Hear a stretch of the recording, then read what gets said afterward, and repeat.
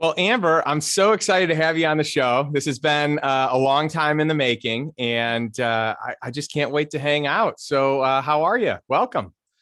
This is so special for me because what the viewers may or may not know is that Justin and I have known each other for a very long time, getting our start in Cutco. And now look at us, Justin. We're like so mature. I know. So crazy. Well, and it's so fun, kind of having the opportunity to be in business, in our own business, but we're partnered in so many ways. And so I'm excited to share that story. I'm excited for people to learn more about you and all the cool things you do in the world and that you do for other people. But the story isn't as good unless people know kind of where you came from. And I think yours is a great story because, I mean, anyone could talk about how like the odds are stacked against them, or they, came from a family that there weren't any entrepreneurs or many entrepreneurs or whatever the case is. But I think with you, and I would say me and a lot of our friends, there's almost like a will it into existence type of a thing. And so I'd love to, just kind of hear why you wanted to be an entrepreneur. Yeah, it's interesting because I did not grow up thinking I want to own my own business someday. And so people look at me on social media and you just make certain assumptions about who people are and how they were growing up. Like this of which you see today is not at all what I was like growing up. I was so quiet and shy and introverted and unsure of myself. And I didn't know how to use my voice. And I didn't do well in school and I didn't have a lot of friends. And so just saying that alone, people, I can hear the record scratching a little bit like, what? Because you look so happy and cheerful and successful and all of these things. And yeah, that's true. And I'm human. So I also have challenges as well. But I created myself day by day, decision by decision. There was a moment when I was 16 where I wasn't really proud of who I was and the choices that I was making. And when it came kind of like crashing into this realization, this was not the path that I wanted to go down. It was hard to course correct and make different choices. You make choices to get up earlier, to take care of your body in a different way. Or back then it was to go into office hours with my teacher and try to fix my grades on things. So like it took work to then get to a point where I was just more proud of who I was, but that didn't mean that I was ready for entrepreneurship and using my voice and speaking on stages. I do have to give a little bit of credit or a lot of credit to Cutco, Justin, because that job really changed my life in so many significant ways. I remember that first day of training, and my trainer, Carrie, said there are three types of people in the world. I don't know if you remember this, but there's like the fence sitter, person who sits on the fence and watches what everybody else is doing, the person that dips their pinky toe into the pool, and the person that jumps in with both feet. And I was like, wow, I want to be that person. No clue what I'm doing, but I want to be that person. And it's just interesting how much of what's happened to me since then comes back to that moment. And in Cutco, I just did what they told me to do, and I liked the product. And when I did what they told me to do in training, it worked. And then people recognized me, and that felt really good to be seen and valued. So I just kept doing more of what they told me to do. And then that worked. And I kept skyrocketing into the company. But I still didn't even know at that point, I didn't identify myself as an entrepreneur. Fast forward after 5 glorious years of Cutco, I knew that there was something more for me. As sort of an odd divine stepping stone, I found myself doing event planning for this couple in Denver. And they had this event that was teaching entrepreneurs how to get capital into their business and how to market online. This was like 2005. I had no idea what a blog was or what any of this world was, but I knew I wouldn't get bored in this industry. I knew I would always be challenged. So I taught myself code, taught myself search engine optimization, persuasive copywriting, webinars, conversion, funnels, you name it. I was just a nerd for this stuff. I didn't even know I was such a nerd for this stuff. But then something crazy happened. This woman reached out to me from Canada and she said, I love your blog and I love your website. Could you manage our website? We're starting a guest blogging platform called Conscious Divas. And I said, I guess I could do that. You know, I had no business plan, no clue what I was doing. In fact, Justin, it's kind of an embarrassing thing to admit, but it was like a month or 2 or 3 later that a friend came to me and said, you should probably file an LLC. And I said, what's that? Where do I do that? Why is that important? This is how much I knew about business back in 2007. But when I was staring at what is your business name on the filing, oh my gosh, I'm pacing the kitchen. I'm trying to figure out, this feels important. What should my business name be? And I remembered my mom, who was my hero growing up. And she said to me all the time, no guts, no glory. And that's how NGNG was born. That's when I realized that I am a diehard entrepreneur and didn't even know it. And the company has been growing ever since, very successfully. I'm deeply fulfilled by it. Oh, that's an incredible just start to your story. I love it. So cool, Amber. So going back to Cutco, and by the way, I couldn't agree more. Cutco is such a great training ground, such a great foundation, so many great leaders. There's just so many, awesome stuff to learn, especially as a young person there.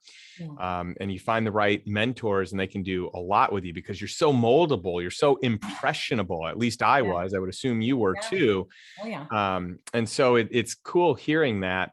But it's interesting because just because you did well with Cutco actually doesn't mean that you'd be a strong entrepreneur. There are a lot of people that leave that business that really don't do well in the entrepreneurial space because they're strong salespeople, right? You are strong as a salesperson, you are strong as a manager, but those are different skills. You had sales skills, you had leadership skills. And so it's great to have some confidence and it's great to be able to, step into this next unknown world, feeling like you've got a little swagger, right? That you're good at something, that you've gotten good results. But the world of entrepreneurship is a whole nother game. And, when you're in charge of everything and everyone from start to finish, there's no back office to help. There's nothing to, there's no safety net underneath you, as there is in other places. And by the way, I appreciate that about Cutco because they created a nice safety net for me to be able to learn on and for you to be able to learn on. And, I think that's amazing. But there's a whole nother level when it's all yours and you've got to do everything. And so I think it's neat that you've been able to figure that out. And because I know you and because I know the inner workings of your business, I want to point out that there's also a big difference between a sole proprietor, like a one-woman business, and a true business owner. Right? Someone that has teams, departments, divisions. And so I've seen the inner workings of your business. I know that you are no longer the sole proprietor. You started as a sole proprietor and you were able to wear a lot of hats. Mm-hmm. And a lot of people can't get past that. They can't get past a lot of hats. No. And it's hard. It's risky. It's, you're going to fall flat on your face at times, but the only way you can really scale a business is by creating some sort of systems or protocol. It can be done via code. You learned how to do that. But it likely is going to be more than a one person building code and building protocols business. Some people can run with those. Your business for sure is a lot more hands-on. And so you've got a team and you've got departments and you've got, different people that report up to you. And it's very impressive what you've built. Thank you. And I tend to agree, and I don't say that coming from ego, but almost just proud for what it is, right? I mean, we have almost 35 people on the team and growing, Justin. Just onboarded 3 more new people in the past week. And the culture is just magnificent. I don't know another word to describe it. Everybody is just so bought into the vision, protecting each other, contributing, elevating the customer experience. They are diehard fans and they are so protective of the company and they have each other's backs. They don't let things fall through the cracks. And yeah, there comes a time where you realize you've been passing that baton. You've been developing their thought leadership. So that means that you had a vision, then you knew how to communicate that vision, then you knew what your values were so that you had rules within the organization and more accountability coming in, and then it just starts to unfold after you learn all of these pieces to the puzzle and watching it work so beautifully. And our word of mouth has always been our most powerful driver. I mean, for nearly 15 years, people are always referring us, even publishing houses and other web agencies referring us. So it's not just the individual customers, but people see we're different. We're genuine. We don't let things slip through the cracks. We're highly organized and detailed. We take ownership. We take accountability, and we take it personally. It's not just business to us. And you start to carve out your own space in the online world and stay in your lane and not get distracted and not get an ego. And then over the years, it just gets more profitable and reinvest back into the company, and you innovate and watch new people coming in, taking their own ownership of the vision and making it more theirs and a place they can grow and thrive in. And meanwhile, as the CEO, you just sort of keep learning how to detach a little bit more each time. Like now I'm detaching from the sales seat, the thing that I love so much. It was so hard a year and a half ago when I hired a creative director, Lauden, who everybody loves. She's everybody's favorite, right? Like everybody loves Lauden. That was a hard hire for me because I loved doing her job. But I knew that we couldn't grow unless I added somebody else into the seat to do that piece. And so slowly, one by one, I've like detached from all of these things that I love so much. And now the sales seat I saved for last, not for reasons why people would think like, I just love the numbers and getting money from people. Fine. It's more about the connection for me. I love, Justin, when people come into a conversation and they've been burned by other people before, and they've invested in all the programs and they don't know who to trust anymore, and they've had bad experiences and they're just losing faith in their own message. And I come in, I'm like, oh, you're not going to have that experience anymore. I'm going to fix it for you. And you're going to have everything that you need to then do what you're supposed to do. And because I already know it's going to work for them. And it's just such a joy to show people another way. But we're growing. So now I go into the next evolution and watch the business take the next course it's going to take. Yeah. And I've had a front row seat on a lot of this too, because, we've been friends for either 16 or 17 years. And, it's fun watching kind of the different evolution that you've had. And I think what a lot of people may not recognize is that the book launch, the book marketing industry, it has totally transformed. It's not what it used to be. And the programs that used to work don't work anymore. And I was able to see this firsthand working with your company and seeing how cutting edge and innovative you and your team really are. And you're operating at a whole nother level, just doing things that most of these other companies out there aren't doing. But you've been able to figure out a way to not only handle all the book stuff. You have a full-blown like marketing agency. You can handle book launches, you build websites, you help with event planning and coordinating, you brainstorm different things, you coach people. The list goes on. And so it's very impressive, all the things that you're juggling, but you do them all at a high level. Thank you. And, I have to point back to those lonely teenage years, to be honest. Got to do it, because when you are lonely and an observer, right, you're not center stage getting all of the attention, you develop these really interesting skills. And for me, I developed a superpower for listening and awareness and just observing. And now fast forward all of these years, it's helped me to innovate. So from day one, back in 2005, when I was at that conference learning about the online world for the first time, I started looking around and made some really interesting observations. I could see patterns that I don't know that other people could see. And then, into 2008, I'll fast forward. I came across kind of my first big business challenge where I was constrained by time. And I was thinking, gosh, there's got to be a better way to do these hour-long sales calls. And I was innovating, like maybe I could use video to explain our process in advance so that I didn't have to keep repeating that same thing over and over and over again on these hour-long sales calls. Then I could do half the time and sell more. And that was back before video is what it is on the online world today. So what I'm trying to articulate is that when you are quiet and when you observe and listen and pay attention, there are opportunities galore. I mean, pick the one you want to run with. And so for me, I've always, NGNG has been a place of innovation. I have other web agencies that they literally hire me for coaching saying, I love your model. We want to do a pricing guide like you do. That would save us so much time. And I say, here are all my secrets. Take them, go run with it. It was amazing for me. You should do that too.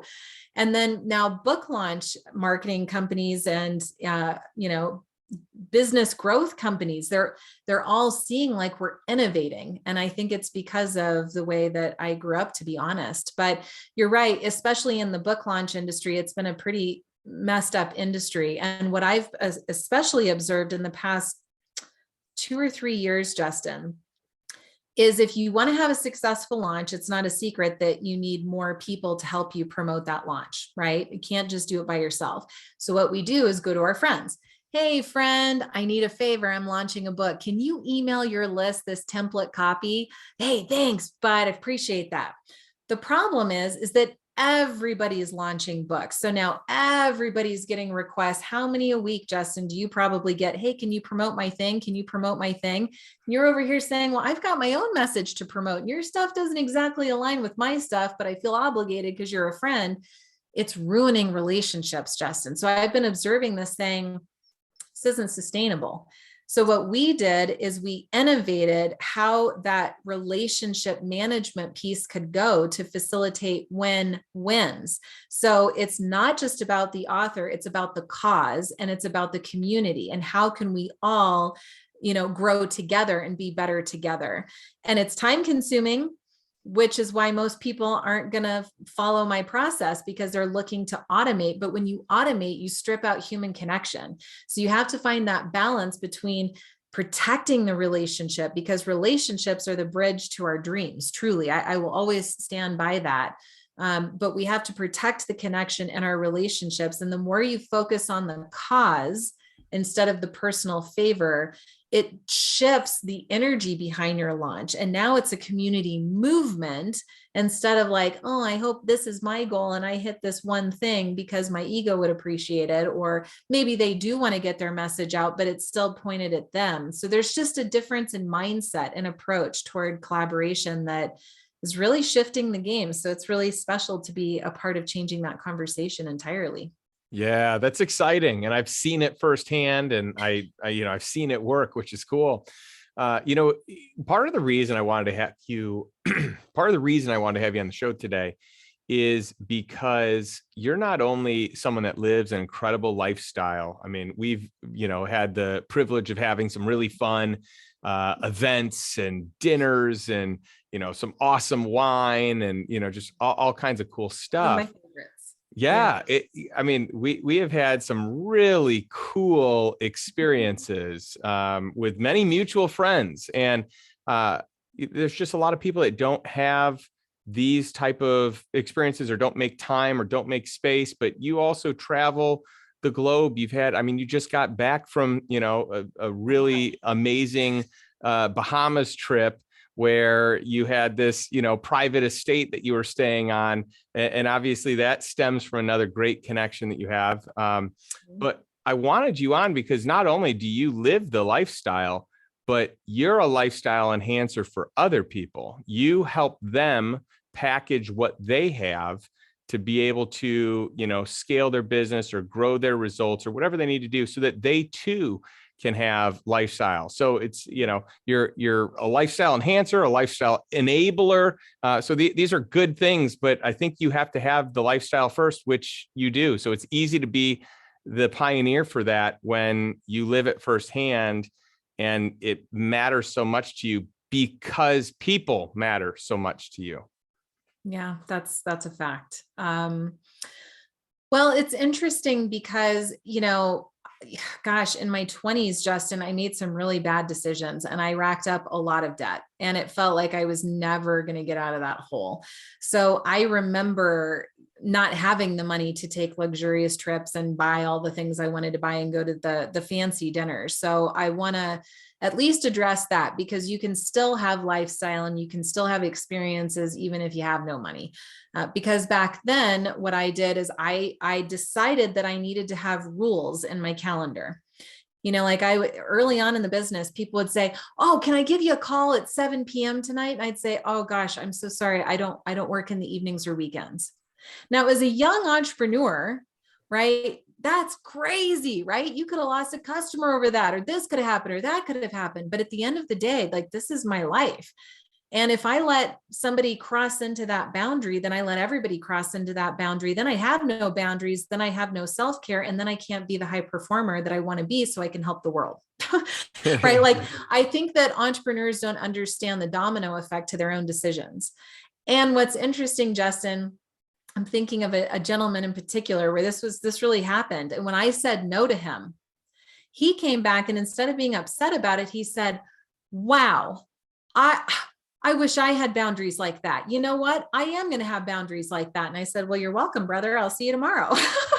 um, so we all secretly want boundaries, but we're afraid to use our voice and ask for it, right? Because we think we have to be of service or do this or do that. It's all just our own belief systems from culture and what we've seen in our past or whatever, wherever it came from, but you actually do have a say.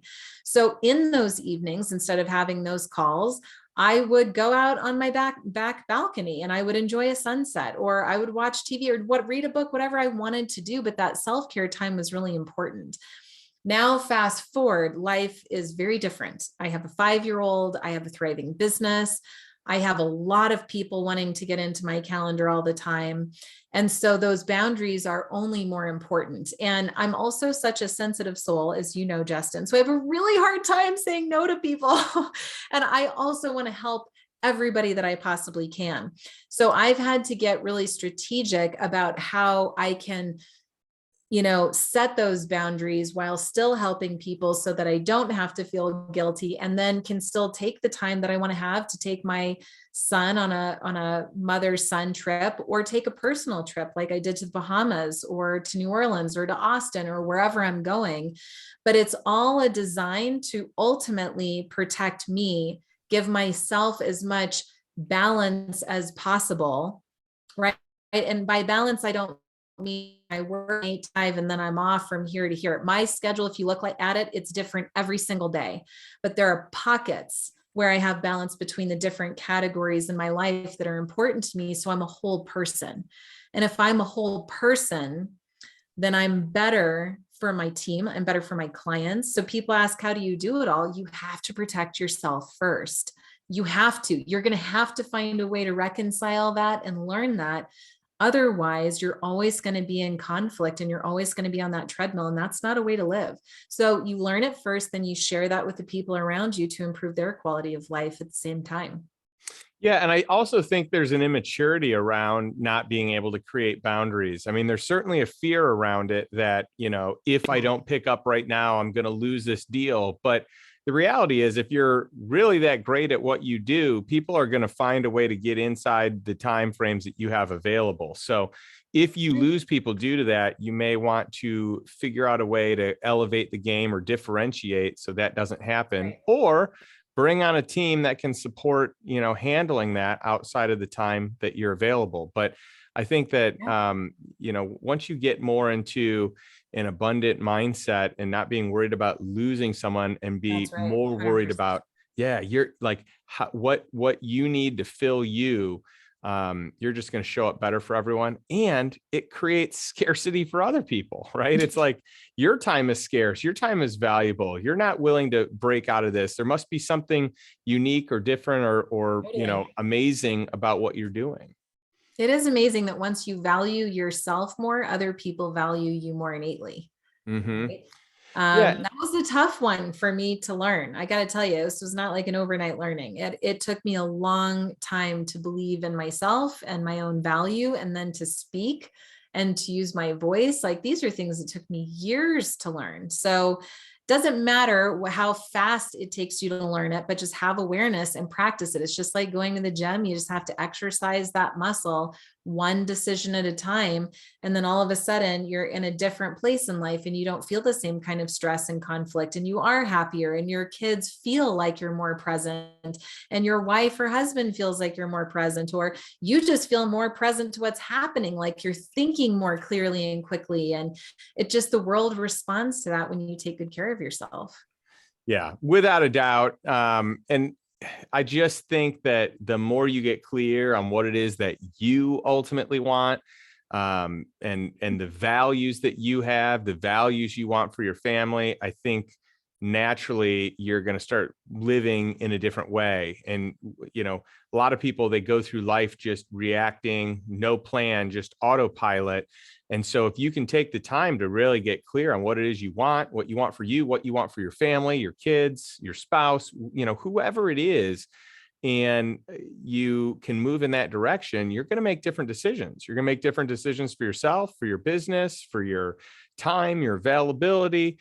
And I just think it's so important to get clear on what it is that you ultimately really want. My wife and I just sat down yesterday, and we, do this annual planning every year. We just map all this stuff So out. good. You've seen So it. You've good. seen my Oh, huge so document good. on this. So good.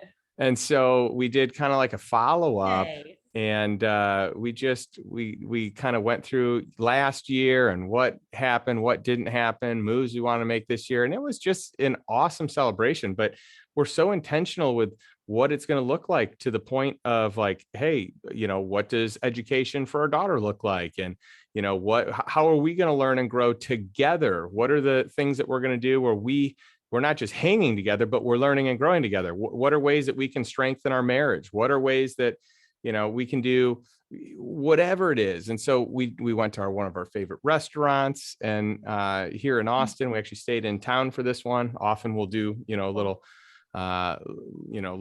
weekend getaway, but I just think it's so important to have that intentionality, because number one, often we may be on different pages than other people. So it's important to, make sure that our strategies and vision are aligning.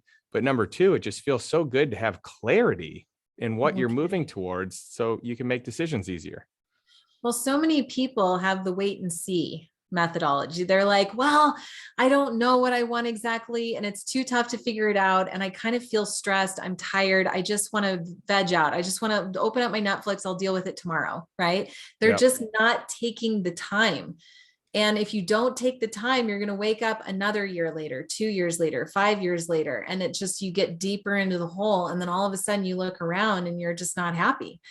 And, I think the pandemic really was shining a light on that for a lot of people, because before 2020, the world was accelerating so quickly, and people were almost on an autopilot. We were just almost not even fully present to what was going on. Like, a lot of people voiced that. There was a lot of fear coming in around the election. When the pandemic happened, it was like everything just stopped for a minute, and people finally had time to just think. And when they started thinking, it was like, oh, wow, gosh, look at all these years went by. And now we thought we were going to go here, but we're over here. A lot of separation happened. Like, it doesn't have to be that way. And Justin, when I learned about your family planning session a couple of years ago, it blew my mind. I mean, guys, multiple pages of questions. It was the most impressive collection of questions I've ever seen. No BS on that. And it just really struck me like, no wonder Justin has the life he has. No wonder he has the marriage he has, the relationship with his daughter that he has, the business that he has, the respect with his friends that he has, because he is so hyper intentional. He has thinking time. He's very focused. He's so thoughtful and aware. Like, he didn't get here because he was lucky. He got here because he worked his ass off to get here. And I had so much respect for you when I saw that document, Justin. And I'm so happy that your voice is getting out in the magnificent way that it's getting out, because now you have all of these people that are looking to you, and you're setting this beautiful example for how other people can interact with their relationship partner and with their kid and with their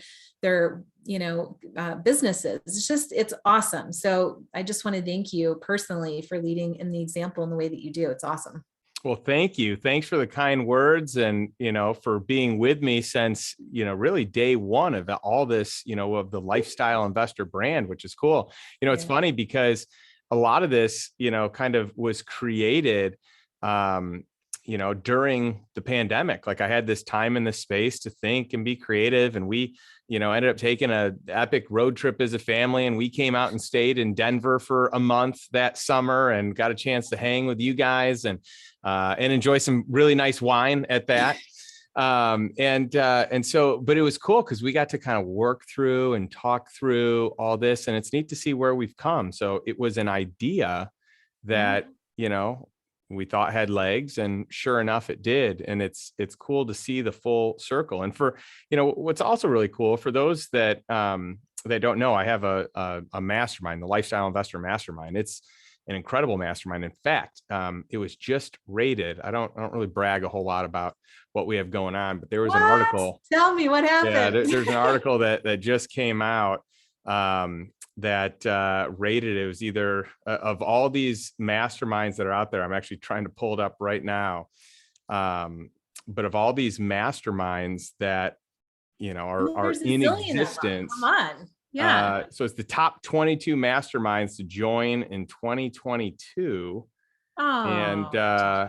And so YPO is number one, Genius Creators Collective is number two, Selfless Givers, our group, are you serious? 3. How cool is that? Connected Genius number 4, and then Lifestyle Investor number 5. And this is ahead of like tons of other groups, Tony Robbins group, Mastermind Talks, Genius Network. Oh my gosh, Josh. EO. So congratulations. Pretty cool thing. And the reason I bring it up is because we just recently held a retreat here in Austin, and for the members of the mastermind, we had capped it at 100 for a while, and I've recently opened it up. We got a bit of a wait list, but you were very integral in that event happening, the location that we picked, all the things that kind of went into it. And so I want our mastermind members that listen to this to know that you had a very important role in that event, and your team did just a great job.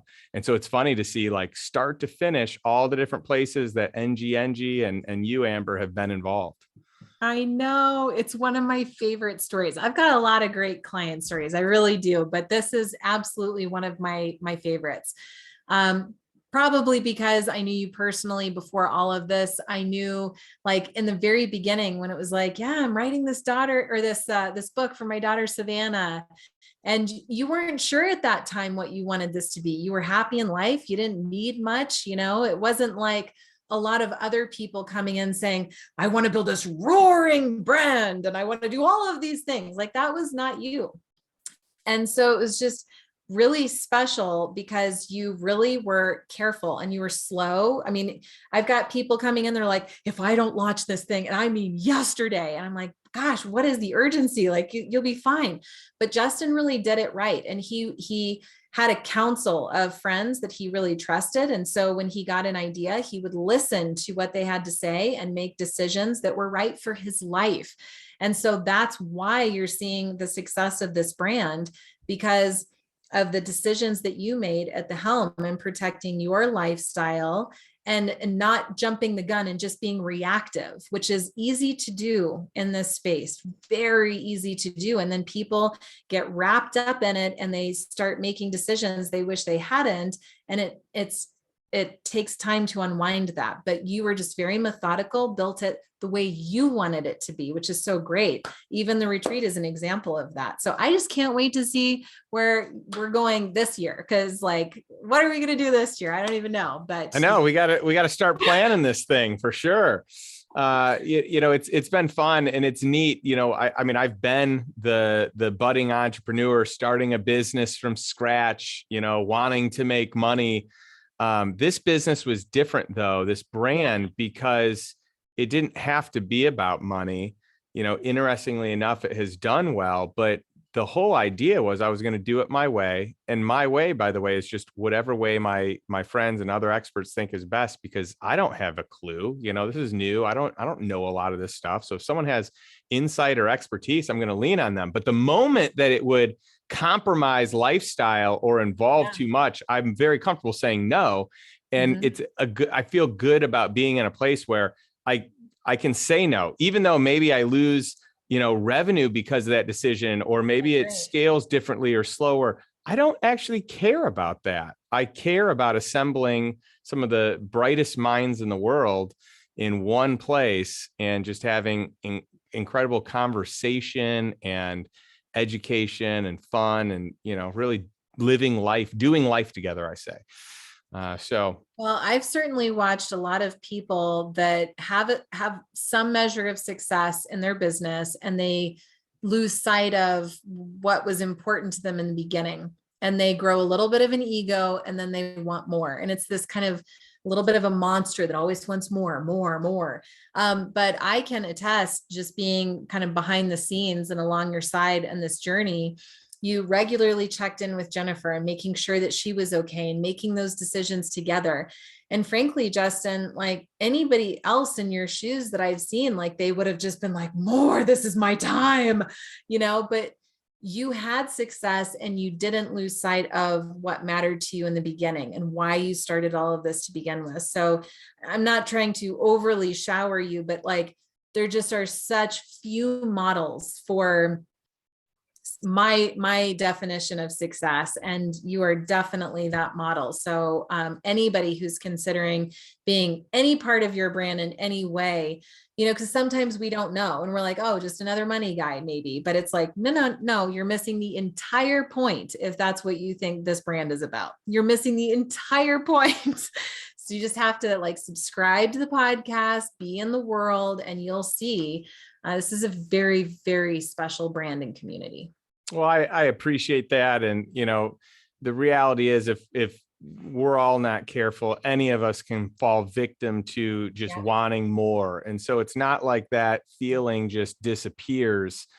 It's that it really has to be put at bay, because it's the same thing. Like you buy a new whatever. Well, in time, you want another new whatever. It could be a car, it could be a house, it could be whatever. It could be your dream house. Well, in a few years, it's no longer your dream house because it doesn't have this, or this is falling apart, or this didn't work out the way you thought, or even worse. It has everything you want, except that you went to your friend's house and it has all these things and your house doesn't have that. And so it's just so easy to like want more. And so I think we're often, I do think we're built in many ways to like have these desires. But that doesn't mean that we need to feed that desire. I think learning how to be content and learning how to, instead of focusing on what you don't have, but what you do have and all the great things in your life. I think that shifts, that gratitude shifts the mindset into more of being, having abundance with thinking of what you do have versus like all that you don't. I just think that's so important. But just like anyone else, if I'm not careful, I can fall in that trap. And that's why I think having, a good spouse, it's a good teammate to, shed some light and have some good discernment in a way that's different than your own is very valuable. And same thing with the team of advisors, you, for example, and, many of the others in my corner that I lean on in so many categories before I ever make a decision. Mm-hmm. Yeah. People have been really surprised over the years. Like I'll be introduced to somebody and they'll say, how have I never heard about you? You've worked with all of these people and done all of these things. I'm like, well, yeah, I don't have like 1 million followers on Instagram. I don't need that. And they're like, oh my gosh, you should grow this company. You should have like 1,000 employees. And I'm like, I don't know. I'm not so sure. And it's interesting because I've always just been somebody, Justin, like I love what I have and I want to pour into what I have. And I want to, make my team better. And I want to help them build the career path of their dreams. And if they want to innovate something, I want to pour into that versus like, where's the next people coming in? I really have just such appreciation for what's here. And ironically, that's a magnet for more anyway. But what it does is it reduces that feeling of like anxiety of like, oh my God, I got to hurry up and do all of these other things. There's no scarcity to it. It's just appreciating what you have and letting it build in the way that it wants to be built. Like your book, let it have the life that it wants to have. And clearly your book like wants to have quite a life because you've sold tens and tens of thousands of copies of your book organically. So it's cool. You just kind of like put things out into the world and appreciate them and just see, how they're going to grow and what impact they're going to have. Yeah. And it can be nerve-wracking because you can totally flop, I mean, the reality is that, I was like, when we put the book out, I was like, I think people will be interested, but I really have no clue, at least I hope at some point in my lifetime that my daughter has interest in it since, she was really the foundation and genesis of me even doing this. And my good friend, John Kane, that really gave me the tough question, Love you, John. Yeah, John, goodness sakes, without him, the book wouldn't be done because he had the hardcore, question that was, well, you've said you're going to write this book for, years, that you want to write a book. People have been asking you for a long time. And I've asked you over and over, you're not, nothing's happening here. So I'm just going to ask you the question. What happens if you die and your daughter never learns all this? And so that was enough to like, really, I appreciate that. And it's neat to see though, because the book has a life of its own, but who would have known? Who would have known the demand or the, people's desire for this type of information? It could have been a flop, but I was willing to just go out there and see. And so I've been pleasantly surprised. Well, and I have to add that, the publishing industry is very confusing right now because it's so divided and there's so many people pitching different ways that you should be doing things. But I full-heartedly believe, Justin, that the reason your book is so successful is because it was well written and you wrote it for the reader. There are a lot of books right now that are not written well. They're being slapped out quickly in a weekend, and they are not written with the reader in mind. They're written like, oh, I should have a book because I'm trying to do these things, and it's important for my career in these ways. That's very different than being very thoughtful and pouring into content because you want it to be the best that it can be for the reader. And that's what you did. I watched you go over the book and rewrite it. And it's done. Nope, it's not done. I need another weekend. And the publisher's like, oh my gosh, nope, it's not done yet. And I was just so proud of you for that because look at what's happened now. Yeah, anybody can launch a book, really. Not many people can have it continue to sell. Well, I appreciate that. It was a little nerve-wracking at the time, as you know, because there were some demands. People really wanted this thing done, and I wasn't honoring timelines. And but I just had the hardest time feeling like it was complete. I feel like I actually had to at some point pull the plug because I could have just kept doing that over and over and over. But at a certain point, I just felt so good about it. But there was a point where it wasn't there and I just could not let it go. It wasn't ready. And the publisher's like, we need to get this out. And you were along the ride with me on this one. And we just said, no, it's about a quality book. It's about it being done right, not about honoring a timeline. That's right. You did it. I'm so proud of you. It's awesome. That worked out great. Thank goodness for people like you that give me such great advice along the way. And, you believed in me and in this brand and, in my story since day one. So, and wanted the world to know it and did such a great job marketing it and helping build the social presence. You are really just a whiz in that world. You built my website. You've just done so much cool stuff. So I want to give lots of props to you and NGNG and Caitlin and just everyone that I've worked with. Brian, just you have such a great team. I do, huh? Yeah. They're really special. It's cool because, in the book launch world, Yeah, there's just so much opportunity, I guess, is what I'm trying to say. Like a lot of book launch managers know how to launch a book, but not as many people know how to build an online brand around it. So it was just fun being a part of it. I'm always showering Justin with praise because I'm just so grateful that he did have the trust in me to take me along on this journey, and look at what we built. And I can't wait to see what we're going to build next. So stay tuned. There's going to be like a part 2 to this episode, maybe a year from now, and you're going to see what happened, with the rest of the story here. That's right. There's no doubt. And technically we kind of have some legs on a new part 2 with Tribe of Investors. So that's pretty neat too. Yep. So anyway, where can my audience learn more about you, Amber? Well, go to the search bar of wherever you like to hang out and type in my name, and you're going to probably find me there. So amberv.com is an easy place to go because nobody knows how to say or spell Vilhauer. But Amber Vilhauer, I'm all over Instagram. That's actually the channel that I'm going to be personally pouring into a little bit more this year. I have a lot of thought leadership that I'm excited to get out, that I'm personally focused on. The business is doing well. We're growing. A lot of cool things in the works at NGNG, but then I'm also working on a manifesto called Elevate Every Experience. So it's really about human connection, and it's going to be pretty special. So if you like what I have to say so far, you should definitely follow me, join me for the ride. Let me know what you found helpful in this interview, because, Justin and I are here today for you. It's not for me. It's not for him. We're here for you. So anything that we can do to make your experience of this podcast better, definitely let us know, because you guys matter very, very much. I love it. And, you're doing great things. Your network, by the way, I just got to give you another shout out. Your network is absolutely incredible. I mean, everyone I meet that, knows you, is connected to you in some way, or that you refer over to me, I'm just always blown away with the caliber of person, the intentionality, the heart for relationships. You could really see that they model a lot of what you model in relationships and friendships. So very cool. Very fortunate. Yeah. Thanks for joining. This was awesome. And I just want to leave my viewers, my listeners, with just what I think is the most important thing.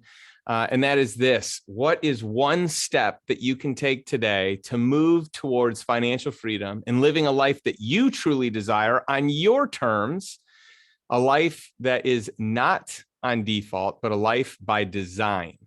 Thanks. And we'll catch you next week.